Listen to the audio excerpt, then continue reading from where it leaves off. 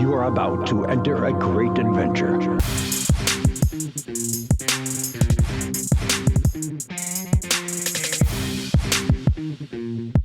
This is Strutting from Gorilla. Welcome back, everyone, to Strutting from Gorilla. This is Big Vito, and I have with me the one, the only, Mikey Cash. How you doing today, Mikey? I'm doing pretty well. I'm ready to rock and roll, dude. Yeah, as am I, man. We're without Big Mango and the leader of men. As we talked about our last podcast, they're stepping away here for a little bit. But I got to tell you, after our first one, we got back on the bike. Yeah. I was ready to rock, man. I was fired up. I've been watching WWE and AEW, and today I kind of wanted to, and I think we agreed that we just need to extend the last episode, right? We had a lot of built up emotions from coming back, and I think we kind of let the rat out of the cage a little bit. So we'll give it an extra episode here. So we're going to call this the continuation episode of episode 1. I agree with that. We had way too much to cover and not enough time to do it. Yeah. I mean, and honestly, we could probably talk for, 5 hours on this podcast, but we won't bore and subject our listeners to that. Yeah. What is this? A WWE pay-per-view? It's not going to be 5 hours. But there we go. Yeah. Wow. All right. So, hey, there's something I wanted to touch on. And before I forget again, because I put this note on there about a Bret Hart story. And I've been waiting in anticipation this for the last 3 weeks. And now you forgot about it this morning. I know. And you put it, you brought it up. You're like, that's the one thing out of the 500 notes we have on there. So I've been listening to this audio book, which I just, here and there, you know how we are. Like we'll start something, and then if we like it, we'll just keep listening. If we don't, then we usually stop, kind of abruptly. Like a book that I won't mention because we don't want to disparage their right. Name, and it really wasn't that great of a wrestler biography book. Yes, I agree. So I'm listening to this audiobook. It's called We Promised You a Great Show. Okay. And it's, I highly recommend it. You don't need to read the book. I don't think it's a long listen. I want to say it's maybe like 12 hours or something, where, if you put it on at night and you listen for a half hour each night, it's not a big deal, but it is very, very interesting. And there was something in there that I wanted to touch on, that we had talked about in a previous episode, right? You remember the Bret Hart story we talked about with the Wembley Stadium with the British against the British Bulldog? Mm-hmm. Yeah. What were your thoughts on that match? Like, you don't need to go into detail, but I just want you to kind of give me your thoughts on it. Well, I think it meant a lot. I think for what it was, the fact that it wasn't the WWE championship. It was one of the first times I think the show closed and it was a mid-card championship, which I think was indicative of just how important the Intercontinental Championship was back then and how it was held in that kind of prestige. But also the match itself was incredible. Those two put on a clinic with each other. And I mean, it's one of my favorite Bret Hart matches. It's not my absolute favorite, but it's up there. It's in, I would say, my top 10. So I'm going to give you some inside info according to this book. And I thought this was really interesting because some of the stuff you just said is very interesting about that. So I'm not going to talk about this forever, but I want to give you the background story on it. So that time at WWF, that was right during the legal battles with steroids, right? And Hogan was not in the company at the time. And McMahon didn't know what to do. He was trying to push the Ultimate Warrior at that time, but Ultimate Warrior was very untrustworthy. So he didn't know what to do. And because Hogan wasn't available, and obviously the British Bulldog was a big draw at Wembley Stadium. Sure. He had his eye on that match. And did you know what happened in that match? What? Bulldog was high off his gourd on coke. Swear to God. And 10 minutes into the match, he told Bret Hart he had to carry him through that match. So if you go back and watch that match, Bret Hart put on a 5-star match basically by himself. by himself. And I like looked at that and I'm like, wow, that's really interesting. But it was that match, along with a lot of other work, that really gave McMahon the ability to push and confidence to push Bret Hart. And that's kind of where he sprung. It kind of was a springboard for him. And it wasn't perfect because Hogan came back at WrestleMania 9, obviously, in that whole debacle. And then he left 4 months later or whatever. So, yeah, I mean, it was very interesting. I highly recommend the book, though. I mean, you got to take it for kind of what it's worth at that point. And, but it's outside sources, but there's a lot of other stuff in there that I find really, really interesting. Did you know, this is the last thing I'll talk about because we talk about all the time about this book, but did you know that they pumped crowd noise into events at that time too? They were trying to manipulate, because when Hogan was the baby face, he was getting booed at that time. He was getting booed left and right because he was putting on the same act over and over again, and people were tired of it. But WWE wanted to push him, and they were it's the same thing they do today, and they haven't changed anything, man. They haven't changed anything, and it's crazy to me because they weren't listening to their fans then, and it's the same thing going on now. And I just there's a lot of parallels to what we talk about in that book and to what we talk about in that book. And I just check it out if you get a chance, even if you just listen to it there, or you don't have to listen to the whole thing. You can skip through it, but there's a lot of interesting stories behind the scenes that make a lot of sense. And the Hogan thing is very interesting. And the Bret Hart thing, but that was my Bret Hart story. I thought it was interesting because we talked about how much we love that match, and it was pretty much Bulldog wasn't even just high as a kite. Yeah, high as a kite, man. Can't really function. Yeah. If that's him not functioning, I mean, wow. Right? I mean, you know what I know. But I give it I give a lot of credit to Bret Hart. It goes to his character, right? We talk about all the time. He was the man. He's always been the man.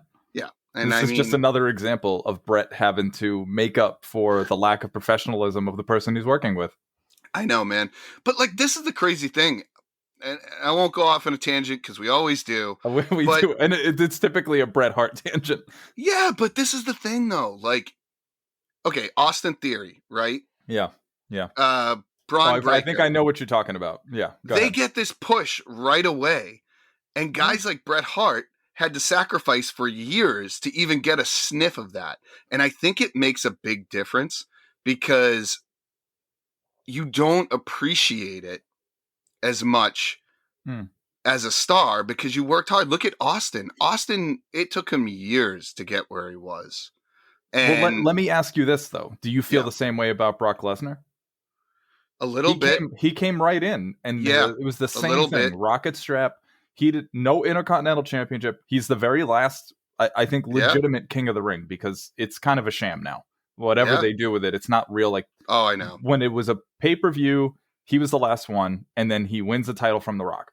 Yeah, but did you know they created... He's never won another title. He just keeps winning the major championships. That King of the Ring was only supposed to be a one-time thing, and it was created for Bret Hart to give him that push because Hogan came back, and it was to give Bret that push. But yeah, I do feel a little bit of Brock Lesnar that way. But I will tell you, Lesnar went through Ohio Valley Wrestling with Cena and Dave Bautista, so it's not like he came right in and but he's a different breed, right? Like, I just look at him as differently. What pisses me off about Brock Lesnar is the part-time thing. I just don't think that works. Like, it's one thing to be a part-timer and come in and be part of storylines. It's another thing to be a part-timer and come back and just take the belt. Like, I just don't like that. And what I will give WWE credit for is his run right now as a babyface.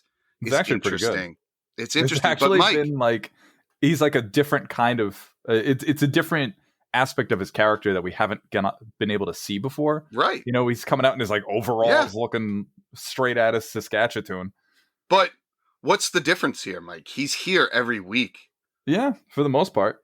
It's the not there every week is almost like an insult to people because it's like you see these guys that build up these storylines that are there every week, and then all of a sudden the guy comes back and he gets a title shot just because he's Brock Lesnar. But I think people have gotten used to that kind of thing now. Maybe it's been going on now for over 10 years. Yeah, but I think it hurts. I think of like 2011 when really it was Rock that started this. So it's all been kind of the same thing. Yeah, no, I agree. I just think Rock's situation was a little bit different. I mean, but I just don't like the coming back and not being part. Like, if you're going to be part of a storyline for a championship, you need to be there for a few months and build it up. I just don't like he's in a championship match and he comes back, the night before the match and that's it. He comes back to introduce the match, right? And then he comes I'm just not sold on that. Well, I don't want to get too hung up on this Brock Lesnar thing, but you bring up a good point, because we did want to talk a little bit about NXT. So maybe this is a good segue into that, because I'm coming at it from a different perspective, where I don't really mind the whole like Braun Breaker thing and like pushing some of these younger guys, because I think with the way NXT had been going for a while, like there are a lot of established stars that are there, and they don't really have, it's basically just they don't have a great transition plan for like how do you sort of infuse this new, lack of a better term, new generation of NXT people into the fold. So I'm willing to give NXT the benefit of the doubt, not WWE as a whole, but NXT specifically, as long as Triple H has something to do with it. But who knows how it's going to work out. But so far, I don't really mind it. I think I have in my notes, I actually really like Braun Breaker. I like him too. I think he's actually really good, and given more opportunities to work with people that are better than him, he's going to improve. And I think that's really the only way you'll learn. So he gets thrown in. It's fine if it's not like a great match, or if it feels like it doesn't land completely. Because I think in NXT specifically, there's the ability to learn from things that didn't work and they make adjustments to it. Whereas on the main shows, you don't always see that as much. Yeah, no, I agree. And I think NXT has done a good job. I think for me, we talk about it all the time. Again, it's the storylines, right? I like to have some continuity in what I'm watching, not just like. Well, it's hard to get that when you don't know where anyone's going to go. That's my point. Or who's going to get released. Yeah, and that's my point. But like, I think back in the day, because these guys, worked so hard to get where they were and had to like really grind, it created this sense of like, I have to do really well here. I have to compete. And I think we've lost a little bit of that. And I think they could still get it back. I don't think there's an issue with that. And I think it's not gone forever. I think you're right. It's a little, it's subdued right now. Yeah. And I will tell you, I do like Braun Breaker. I haven't watched too much of him. I'll be honest. I haven't done my NXT due diligence, but no, I agree. I think, he definitely has shades of the Steiners in him, though, which is awesome. He talks like Scott and he wrestles like Rick. Yeah. And it's a pretty good combination. It is. I would agree there. And I mean, we can debate Scott Steiner all day, but he was pretty good on the mic at the time. He was.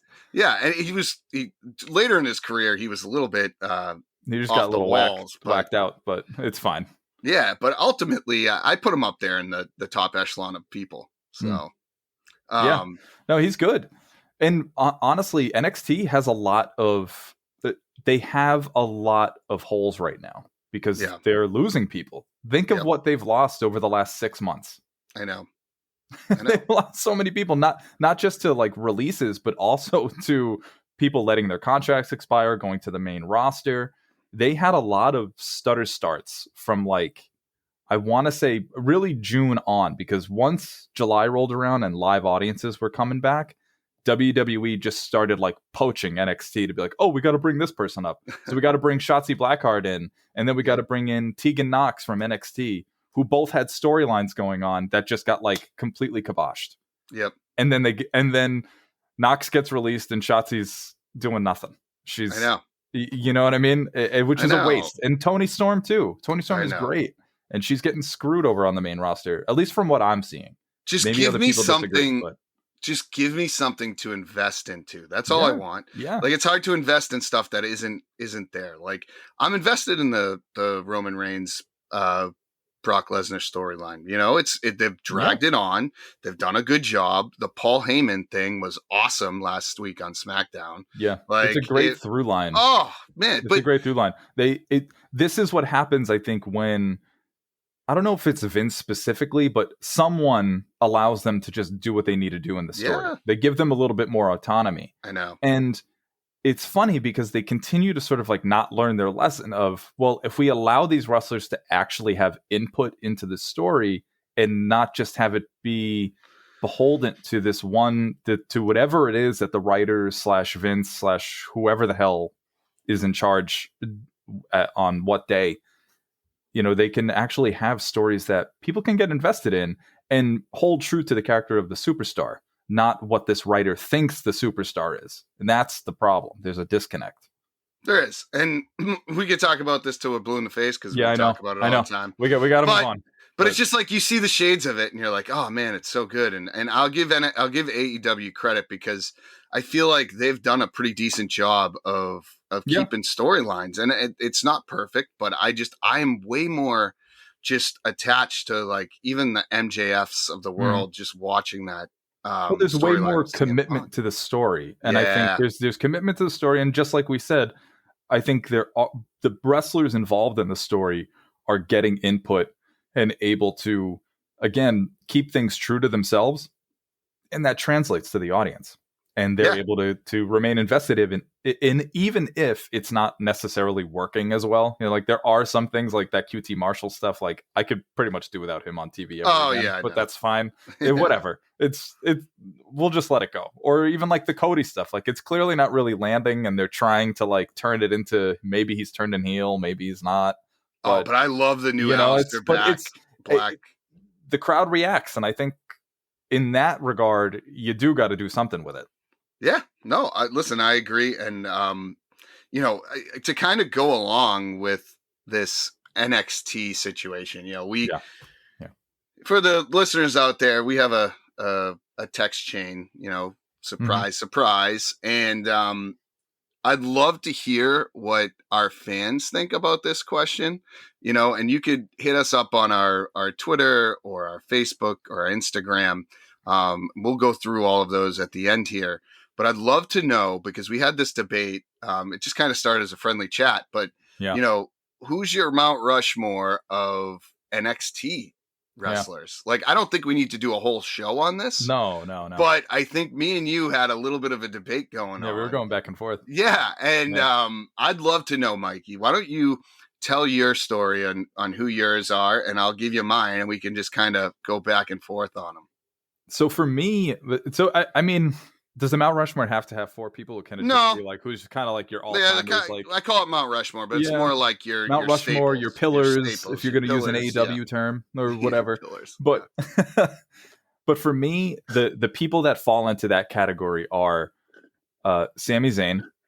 I think he embodied NXT for a very long time. Yep. And people were really invested in him.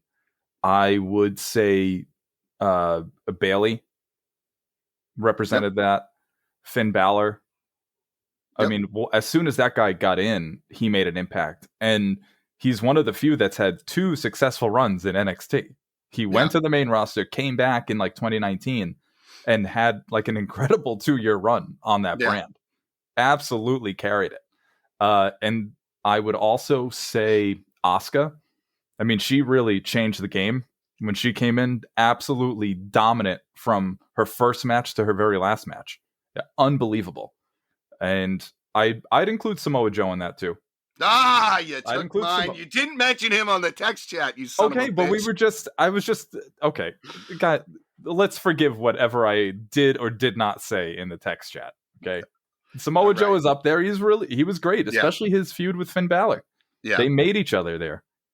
Even with Shinsuke, and I put Shinsuke's an honorable mention for me. He's right. See, I put him up there. And unfortunately, I think he gets overshadowed because he's done jack shit on the main roster. They've ruined him. Oh, I know. Ruined him. It's too bad, man. To me, he was like, again, he's that guy that wrestles and puts on a story through wrestling with his strong style. Yeah. And he's not a guy that's going to be on the microphone and talk. Unfortunately, it's just not his thing, And they keep putting a microphone in front of his face. And then they're like, it's not working. Like, no. And yes, I get it. You know what? You can keep what they're doing on the main roster and how they develop storylines. But when you have a guy like Shinsuke and you bring him up, use his strengths, man. It's like there's a Steve Jobs quote where it's like, I hire smart people for them to tell me what to do, not for me to tell them what to do. It's something like that. It's not verbatim. I gotcha. And it's like, I use that style, like when I'm managing people. When I used to coach baseball, I used to do that all the time too. It's like, take people's strengths and use them. Don't try and take their weaknesses and build it up. Like, just use what's good. Like, and that's what NXT did. They had a really good track record of doing that. I know. Asuka never had to do promos, or if she ever did something, it was also really small. To her credit, though, with Shinsuke, it was really good. To Asuka's credit, her promos are, when she's a heel, I got to be honest, she did a great job. She's great job. Great job. So she took that and ran with it. And Asuka is I agree. I put her up there with the Charlotte Flairs of the world. She's an anomaly. Like, she's one of the few that was able to go onto the main roster, and they were still giving her shit to work with, but she was just making chicken salad. Like, she was killing it. I think a little bit of that is just the depth of the women's roster. Like, I think there are only a handful of women wrestlers at the moment that can take that kind of brass ring, that have that ability to do that. I think you look at the Charlotte Flairs, you look at the Baileys, Sasha, Bianca. Sasha. Yeah, there's a few on there. But like, you have to give them that credit because they have those people. Like, you look at AEW and you have Britt Baker, and then you have some people that could get there, but they're not at that level. I don't think. I think I know we're shifting it to AEW's thing, but still, we could talk about that later. But still, another NXT person who I think needs to be mentioned here is Io Shirai. Okay, I think she had. If you watch her matches over the last, even like the pandemic era specifically, she was having classics with like Rhea Ripley, Raquel Gonzalez, Charlotte, Sasha Banks. She has really carried that division since Asuka left. I think it took a while to kind of find who that successor was going to be, and I think it was Io Shirai. I absolutely love watching her work. She's amazing. Yeah, no, I agree with you. She's very good. And especially, she was in that match where she jumped off the fist, right? Yeah. Yeah, which was awesome. And Gonzalez, I think, has a chance to be pretty good too. Yeah, absolutely. But no, okay, let's get back to my yours people. So I'm not going to disagree with you, right? Like, I like the people you have on there, but I think you left some people out that I could debate could be ahead of them. Samoa Joe being one of them. And I also really think Bobby Roode could be up there. You call it just his gimmick, whatever it was, but I mean, I went to that NXT event. We went to an NXT event takeover in Brooklyn, and to me, he was the guy that I was looking forward to going to see. Maybe because I watched TNA a little bit, so I had a little bit of that. That you were already invested. Yeah, so maybe that was it. But the other one is, what about Johnny Wrestling there? Johnny Gargano and Ciampa. You know what I mean? Like those. No, you're right. It's not that I disagree with it. It's just I think I'm almost like describing different eras of NXT. So it's sort of, for me, what I resonate with more is that era of it. Yeah. Even though I absolutely love like Ciampa's work when he came back as a heel. He got injured and like turned heel on Gargano, and they kind of like just had this story sort of dragging out for like another year while he healed up. But when he came back, I really loved Ciampa's work. When he was coming out with no music and he was just walking out and people were just booing him, and that was essentially his theme, I thought that was awesome. Yeah. No, I absolutely agree with you. But no, I mean, listen, if the people listening would love to hear their thoughts too, so tweet at us, let us know, tell us we're completely wrong. It doesn't really matter. But I'd love to, this is a complete debate. I mean, you could really pick a bunch of people in this kind of, it's kind of like, it's like picking a AAA, the best AAA baseball team of all time. It's like, it's a little bit more difficult than it is because, you don't get the full story. Like you go into a WWE and they stay in there and you get multiple storylines over a course of work. And you don't really get that with NXT because they move on or they came from someplace else where they had history. i.e. Samoa Joe, right? Like if you Yeah. go back and watch TNA, and we should do a show on TNA one Yeah, we time should. because We there should. was they had a good run at some point. And listen, it's probably not to the level of AEW, but they had a good run. And I think they did some good stuff that if you go back and watch, you'd be pleasantly surprised. And Samoa Joe is a big part of that. Yeah, no, So, I agree. But and AJ Styles.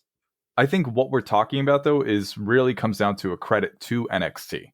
Yeah. Because the fact that we have so many wrestlers that we can choose from means that all of them were able to develop down there, and not even just develop, because it's not like Ciampa necessarily moved on or Gargano moved on. Like there was a lot of people that kind of were NXT mainstays. And I mean, for a long time, we thought Balor was going to end up just never moving up and just staying down there. And he loved it. The same thing with Bayley, and even, Sasha loved NXT too. Yep. But it's a testament to the work that they allowed the wrestlers to kind of collaborate with on. And when you see interviews with people who were down in NXT, even Adam Cole talked about it during his presser when he was debuted at All Out. He talked about the fact that it was very much like a family atmosphere down there, where everybody was sort of included on the creative process. And that's the thing that's not happening really now. Yeah. And so that's why you see the change in NXT, because Vince has taken more of a creative director role down there. So it's sort of like you can see elements of when it happens, because there's been segments recently on TV. And I know I'm kind of switching gears, but you can see some of these vignettes and you're like, that's a Vince one. That's a Vince one. It's like you're watching two different directors work and you can tell which one is which. I know. I agree. I agree with you there. But no, there's some good stuff coming out of there. And I'll just, before we move on to I want to talk a little bit about some stuff that's going on, especially like the Jeff Hardy situation. But before we do that, the last thing I wanted to touch on was the situation with oh my God, I lost my train of thought, Mike. This is what happens when what's happening to you? When you have a million things going on in your brain and you're going a mile a minute with this podcast. Well, we're talking about NXT, and there was something else I want to touch on. But you know what? Just like we did in the last episode, when my train of thought comes back, just talk about Jeff Hardy. Yeah. All right. Yeah, Jeff Hardy. Let's talk about Jeff Hardy. So he got sent home. What was it? A couple of weeks ago was it in Texas or something? He was at a house show or whatever, and it became kind of clear that like something was off with him. So he ended up like leaving the match. And I don't know if you've seen it, but on Instagram, like people posted a ton of like pictures or videos of him like walking through the crowd and like signing autographs. And he honestly seemed kind of fine. And so now they ended up saying that they offered him help rehab. He said no, and then they let him go. And what's been interesting since then is that typically when this has happened with Jeff, he's just sort of fallen off the radar and will go into either hiding like on the Hardy compound, or he'll actually go into rehab. But it's very interesting that other people are speaking up for him, including other wrestlers, which is not something we've seen in the past when Hardy's had these kinds of like hiccups, shall we say. Yeah. Also his brother, also his wife. And I don't know if you've seen anything recently, but he just did like a live music show. Like he's just kind of doing an acoustic set and he looked fine, which leads me to think maybe he kind of like he duped them, purposely like did this to get released so that he could just like stop. I mean, he in his I watched it a few weeks ago, and I apologize that I feel a little all over the map here, but he did that podcast with Austin, and he talked about how he's not sure how much he can keep going with his body and how much pain he's in. So I wonder if this was kind of his way of like, all right, well, the WWE schedule really isn't working for me anymore. So maybe I got to take the step back and just do some of the things that I really enjoy doing. And who knows? I mean, it's possible that being back out on the road was more of a trigger for him than being home and doing all these other things, doing the music. It could be. No, it could be. And here's the thing, like no matter what the situation is, if he's having issues with substance abuse, obviously if it is, then he should be getting help. I hope. Right. And we want to wish him the best like that. You don't want to mess around with something like that, especially with, the past with all of these wrestlers dying. We've seen so many people die. Yeah. And you don't want that. No, you don't want that. And if that is the case, I give WWE credit for putting their foot down and saying, hey, we're going to take your health seriously over over wrestling, which they've never really done in the past. So, or haven't done a lot in the past, basically. Right. So, either way, I hope he gets better. I mean, I enjoy watching him, and unfortunately, he was very underutilized, I think, in his time back here. I can't say that I was a big fan of them using his substance abuse in a storyline. Like, I don't think that that's something they should have done, but they did the same thing to Hawk. I know they did. And it didn't work then but either. Times are different. With it. Times are different, man. Like, back then they were doing stuff that really crossed the line, and nowadays they don't do that. Like, they don't really do that. Yeah. So why are you pick and choose? You can't blur a line and then all of a sudden choose it one time. And Kurt Angle even said, and I'll use this as a parallel because he recently said, he's like, I knew coming back to WWE that I was going to have to pay my dues because I left for however many years, 11 years. And he goes, I knew that coming back. I knew I wasn't going to get booked great. He goes, but I did it for the fans because I had my best times at WWE and I took whatever they wanted to give me on the chin. And that's the way it was. At least I gave my fans a chance to see me one last time in WWE, which understandably. And I think that's why he kind of ate crow when he came back. And I disagree with the way they do that. Like, I get it. You're the big boss. You want to make a point, but why? What, there was so many. It makes no sense now. It makes no sense to do that kind of stuff. And especially if you're making a story out of someone's struggles, real life struggles, if this was like a Hollywood studio that was working in collaboration with Jeff about it, then I would be like, okay, I could trust it. But we've seen time and again that this creative team has no fucking idea what they're doing. So trusting them with such a sensitive subject about someone's actual life, I don't trust at all. Yeah. No, so you knew it wasn't going to come out well. No, me neither. And I hope, I feel like he's going to end up on AEW regardless. And I don't, even if he just comes to, I'm not going to work a couple of tag matches and then see you later. But which is fine because I don't think he can handle a full-time schedule anymore. No, and that's fine. And I think that, I'd love to see him with the Darby Allin. That would be a great match, man. Like, there'd be some good stuff to come out of that. But anyways, I just wanted to touch on that. But let's move along.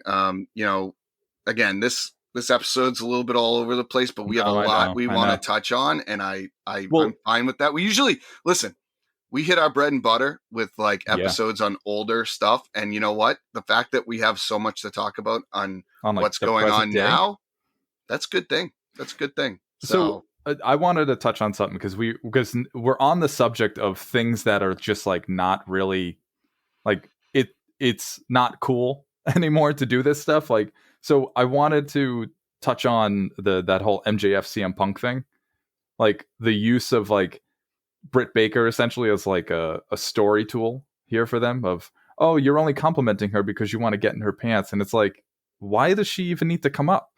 Yeah. No, hey, listen. Like, it's not like it isn't 1998 anymore. It really wasn't cool back then either, but we were just 14 and not really mature enough to see what was going on. But like, it doesn't need to happen. And like, I know that CM Punk addressed it like on Rampage. He came back out, or was it it was one of them. He came back out and had like a rebuttal when they were in Long Island, which was the worst place for him to come do this rebuttal because I'm from Long Island myself, but there are a bunch of idiots over there. They have no idea what they're doing. So yeah. So I'm going to agree and disagree with you on this because I also understand, and I think it's a different era, but I got to tell you, from a character standpoint of MJF, it makes you hate him that much. No, more. It does. And I think that's the point. Like, it's not necessarily like a dig at her or anything. I think it's just, it hits a nerve for a lot of people right now. Mm-hmm. And MJF, that is what he is good at. He does a great job. And sometimes I can tell you he probably goes over the line. But if you go back to the days when we loved wrestling and it was all good, right? They did a great job of giving you that blurred reality of okay, is this real? Like, I don't know if this is real or not. Sure. And you're getting a lot of that sense. You got it with Eddie Kingston and CM Punk. You're getting a lot more of that in AEW. With that work shoot type of thing. Yeah. And I got to say, I really like it. I agree. Like, that type of stuff just is not kosher nowadays. Nor should it have been ever. But listen, from a character build-up standpoint, it makes you hate him that much more. And it does. And I think my issue with it is obviously just it's not cool to be doing that anymore, like using women and I agree. Addressing them in that way. But also from like a women's division standpoint, she's your women's champion. That's true. And she's being used as essentially a pawn. You're already struggling if you're AEW to get people to care about your women's division because you haven't really put that much into it yet. So they were already behind the 8 ball, and now they're doing this. So what that does again is in people's minds, they're just not taking it as seriously. Yeah. Or at least it opens it up for that to happen again. Like, see, you could look at it the other way too, though, because I look at it as she's so over that it just makes people a little bit more sympathetic for her, and it puts her over even more. But I also understand not what the you're point. saying. If she's a heel champion, why am I supposed to feel bad for her? Yeah, but I don't know. We're supposed to hate MJF, but we're supposed to like Britt Baker now. Yeah, where it doesn't make any sense. But I also think a lot of people like MJF as much as they hate him. I think they respect the fact he's a good heel. Like it's weird. Get it. You're almost seeing the Austin effect, right? Like to some degree, where he was this like conniving character that people were supposed to hate, and then he goes against Bret Hart. Bret Hart does that double turn, and it's like all of a sudden the heel is the hero. And I don't know. I agree with you, but I can also, playing devil's advocate, I can see why that type of style can work. And if you watch his promos, he's really good at digging that knife, man, into people. No, he is. Yeah, it's like... And I've heard Jericho talk about the fact that sometimes he'll talk to him and say, like, you got to take your foot off a little bit. Well, he got in trouble once. But this is a situation where I think he needed to take his foot off. I know. He's so gifted that there's so many other ways he can get that kind of heat from folks without having her involved. I'll agree with that. And for me, it's just like maybe I'm one of the few here, but I'm invested in getting that AEW women's division. I know you are. Like off the ground. Like this TBS championship, that tournament should be getting way more fanfare than it is. Yeah. But it's just like, all right, so we got it, and we've gone 2 weeks without anything. Yeah. No, and I listen. And I think they're trying to do it so that it culminates on that first TBS show. I think I kind of see where they're trying to do it, but still, it just feels like I know. And okay, this kind of is a little bit off subject, but I kind of look at it like the WNBA, right? Like the WNBA and NBA, like there's a big disparity with pay, right? And it's a big issue right now. The problem is if you were to put WNBA versus the NBA, the amount of people that watch one versus the other is what it is. And it's like, maybe you're not giving them the time of day. I'm all for women's rights. I want the women's division to do really well. I'm all about that. I just think even when they did the women's pay-per-view for WWE, it was one of the lowest drawing pay-per-views of all time, which is why they've never done another one. And maybe they just didn't build it up enough. I don't know. But again, do you trust? It's about who do you trust? Yeah. Can you really trust WWE to put on that kind of show? Yeah, I know. I mean, they claim that they are the inventors of the women's evolution. When you just mentioned wanting to do an episode of TNA. TNA really was revolutionary with their knockouts division because they actually gave a shit and gave them time and let it sort of organically develop rather than it just be a PR move. So, I mean, I agree. Yeah, Evolution's ratings are what it was, but if you watch the show, it was a good show. So, are we really going to care about ratings now? Like, I know. Buy rates in the streaming era. I mean, come on. I know. No, listen, we should do a whole show on this one because I think we have some good topics. I really do. But no, you're right. I agree there. But as far as right, I'm right. Hey, as far as the MJF thing goes, like on a positive note, I'm actually excited about the way things are going with him. And I'm looking forward to that match with Punk. I think it'll be good. Yeah, no, I think it'll be fantastic. But what about the Danielson Hangman match from last week? Did you watch that? Dude, it was I got to watch it over the weekend. That was absolutely, to use one of your words, phenomenal. It was a 60-minute TV match that ended in a draw, which was so cool. And the fact that they paced it as well as they did, it didn't really feel like a full hour of a match. No. They did a really good job with it. And Yeah. it was almost like they had different stages of the match. You know, it was just, it felt very much like, I know this is a big comparison to it, but I'm thinking of that Iron Man match with Brett and Shawn, and how the way they tried to pace it was splitting the matchup of kind of one person kind of running one piece and the other person running the other half. And maybe that's what they did, but my God, I love Hangman. And so when I'm about to say this isn't like against Hangman, but damn, Danielson might have been the best signing they've had so far. He is just doing his best work. And whether it's a farewell tour or not remains to be seen. But my God, he is just letting it all out. And it's a little bit of a damnation on WWE that he got watered down to the point that he did and was still able to get the success that he had. But man, in AEW, he is really just shining, really leaning into that heel character. I love it. I love it so far. Yeah, I'm right there with you. And I made this comparison. He's kind of your modern day HBK in the fact that like he makes people look better in his matches. He's not, I'd put him a cross between Bret Hart and HBK because he's got a lot more ethics. He's got a lot of Bret in him. Yeah. But he also was trained by Shawn. So I think you see that. You do. And he just puts on those matches. I mean, even the match with Miro, like you put in, you know, and I love it. You know, Bubba Ray Dudley said something that like, you know, all of these matches are more like pay-per-view matches. And it's like, yeah, so what? I know. So what? There is no such thing as pay-per-view anymore. Like it's just, there's an event that you can stream. I know. That's it. Yeah. I love to see these guys put on good matches. That's what you want to see. Cares. You know? Yeah, no, I'm 100% behind that. I think Danielson's been great. I really do. And I think it's going to continue to get better. And I like that he has this building feud with Hangman. It's not just a one match, like, and it's over thing. It's like building, and like, that's what you want to see. And now they're going to end up fighting again because it ended in a draw. And so they're probably going to find their way back to each other. Oh, that'll be cool. Oh, 100%. And even if it takes a little while, this is where I do trust the writing and sort of the storytelling of being able to still thread that connection between Hangman and Danielson. Even if Danielson and Hangman are kind of doing other things, they can eventually come back to each other, and it wouldn't feel forced. It wouldn't feel like, oh, they're just kind of hodgepodge throwing these things together again.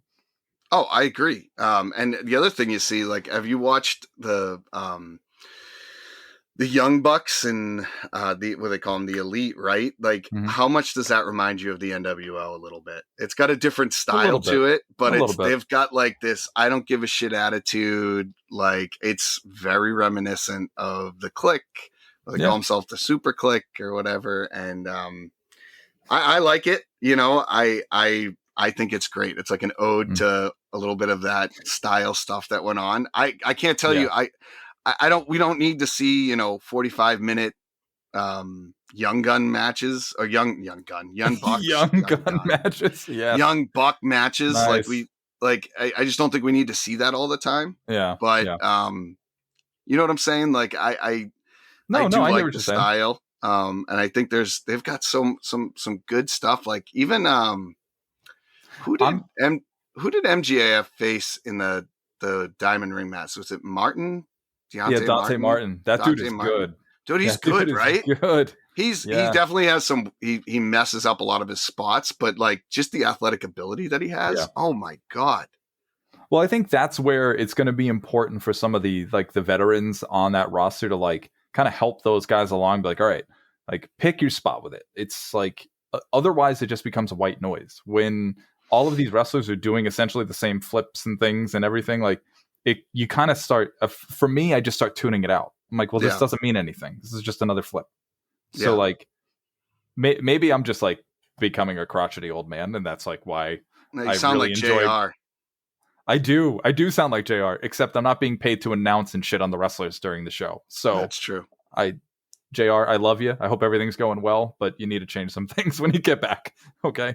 Yeah. No. All right. So what else did we miss on, Mike, that you want to touch on before we close up shop here? I want to throw out there that I'm calling it. Thunder Rosa will be your TBS champion. Just saying. She's going to be your TBS women's champion. She's in the finals. It's Thunder Rosa. Do you have a shrine to her at your house? Like you. But she's just so good, dude. She is. I think you got it. You can't have a woman with that level of skill and not eventually put some sort of title on her. If you want to keep her away from Britt for a while, fine. But then you got to give her that championship so that she can have her own sort of like side stories of people to fight. I mean, maybe they'll give it to Jade because Jade can kind of maybe like run the gauntlet, but she hasn't had a lot of long matches, and so I almost want to hold off and see like what happens when she's legit challenged. So like how do things go in this tournament for her? Like what's her performance like? Because I see a lot of potential with her. I think she could be really good, and I like her character. I like smart Mark Sterling. I kind of think he's hysterical. He's just like he just loves her.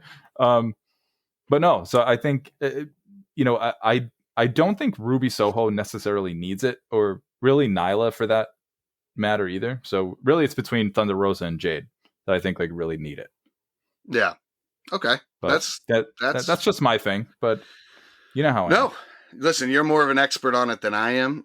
So I agree. I do like Thunder Rosa. I just know you have a secret crush on her, and I think she has one on you. She follows you on the Twitter machine. So, hey, she's a badass, man. She's a badass. Deal. That's a big deal. The other thing I wanted to touch on that I missed, kind of like end of the show notes here. So the Warrior, the Ultimate Warrior, I know this is back in the day, but in this book that I'm listening to, they talked about how, when he left WWE, he was on terrible terms, and for a while they axed him from the WWE, history. Okay. And I don't know if you remember, but I find it very ironic. They have the Warrior Award as this prestigious thing after the self-destruction of the Ultimate Warrior. Yeah. I mean, the guy was like anti-gay, like racist, all this stuff, and blatant about it in how he would talk. So it's like they built this legacy around a guy they wanted to get rid of a legacy about just because he came back and they inducted him to the Hall of Fame for like a month's period. Like, it's crazy to me. Like, why are you bringing this up now towards the end of the show? I feel like we need like this needed to be like the start of the show so we could have more time to dive into this. We're going to start calling this WWE logic, is what we're going to call it. Cause it's just hypocrisy. Don't understand it. They make a lot of claims about what they believe in, but it's really just to sort of attract different people to watch the product. I know. It's all calculated. I know. I've been doing it forever, and I get that. Exactly. It shouldn't be a surprise to you. No, it isn't. I had to bring that up because they mentioned it, and I'm like, that's a really good point. Now they have this like prestigious Warrior Award that they promote, and it's like, okay, well, sure. Yeah. Yep. You're a warrior, to show you like just another example of why like what they do means nothing. They inducted Kid Rock into the Hall of Fame, into their like Celebrity Wing Hall of Fame, and he still won't let them use their music on old replays. So if you watch like Undertaker entrances from the year 2000, it's just his Jim Johnson theme. You done it now. Yeah, that's right. Like, yeah. But they won't let them use American Badass, which is very similar to the Eric Bischoff. He's back. I'm back. Yeah. I agree. Did Eric Bischoff sing that song?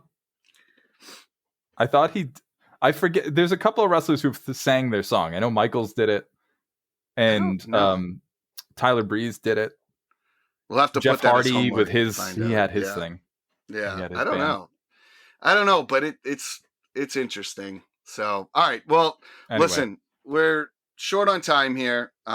Is there anything else you want to touch on? I think we covered pretty much everything that we wanted to talk about. And it was fairly quick. And yeah. I think we can branch off some of this and actually have a legit episode on some of this stuff. So let's just keep the listeners attuned here. Our next episode will be another IRL in real life episode. We're going to talk about the road to the Rumble. Probably cover day one. Yeah, talk about day one, a few things going on. We're going to try and keep these in real life episodes going during main pay-per-views type deal. But then we also have some good stuff coming up. We're going to do an episode on The Rock, which I know you are we got to give that one some time because I know you want to really let that one marinate. I got to reread his book. We got a Mick Foley episode. We're going to do a Territories episode. So we're going to mix them up a little bit this season and have some fun. But Mike, let's give the listeners, if you have something that you want us to talk about, you disagree with us, we are on all of the socials here. You can check us out on struttingfromgorilla.com. Check it out there. You'll see all of our podcasts. Shout out to Leader of Men for putting together a fantastic website. Yep. You can also check us out on Twitter and TikTok at @from_gorilla. And I will let you take the Facebook and Instagram handles. Thank you, Vito. We are on Facebook at SFG Podcast and on the Insta at SF Gorilla Pod. So you have plenty of ways to get at us and, tell us we're wrong, tell us we're right. If it's Twitter, you'll probably say something insulting. Yeah, if it's Twitter, you'll probably say something insulting because that's what Twitter does. If it's Facebook or Instagram, maybe you'll say something positive. Who knows? But for now, let's end there. And, I hope you guys have a great week. And we appreciate you listening. Yeah. Have a safe and happy New Year. Rock on. We now return your perception of reality to you. Until next time.